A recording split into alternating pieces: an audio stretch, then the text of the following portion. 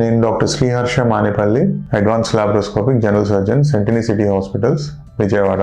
మనం రొటీన్ గా వింటుంటాము gall bladder లో రాళ్ళు అని చెప్పి. అసలు ఈ గాల్ బ్లాడర్ అంటే ఏంటి, దాంట్లో రాళ్ళు ఎందుకు ఏర్పడతాయి?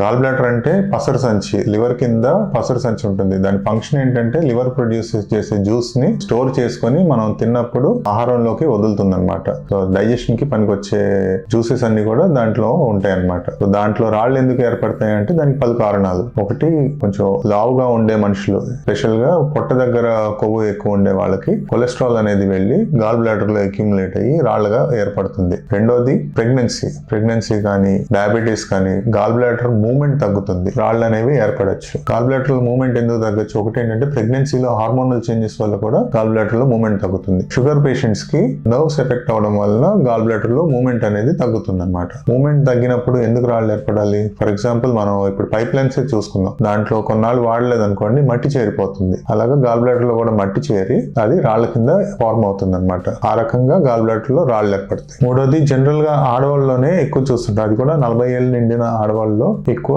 ఈ గాల్ బ్లాడర్ స్టోన్స్ ఫామ్ అయ్యే టెండెన్సీ ఉంటుంది అనమాట. పోతే నాలుగోది వచ్చేసి, కొంతమంది పిల్లల్లో రక్తానికి సంబంధించిన డిజార్డర్స్ ఉంటాయి, లైక్ హెరిడిటరీ స్పిరోసైటోసిస్.